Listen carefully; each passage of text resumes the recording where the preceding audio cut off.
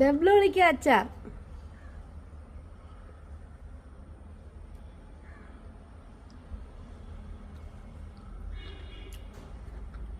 അടിപൊളി. പാത്രം ചൂടാകുമ്പോൾ നല്ലെണ്ണ, കടുക്,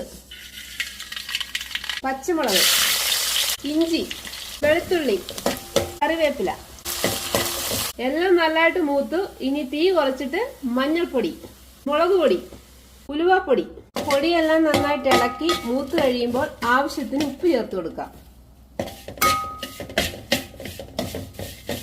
കായപ്പൊടി, കഴുകി വെള്ളമൊക്കെ തുടച്ചെടുത്ത ഡബ്ലോളിക്ക ഇനി ചേർത്ത് കൊടുക്കാം. എല്ലാം കൂടെ നല്ലതായിട്ട് ചേർത്ത് ഇളക്കുക. 5 മിനിറ്റ് ഇളക്കിയതിന് ശേഷം വിനാഗിരി ഒഴിച്ച് വാങ്ങി വെക്കുക.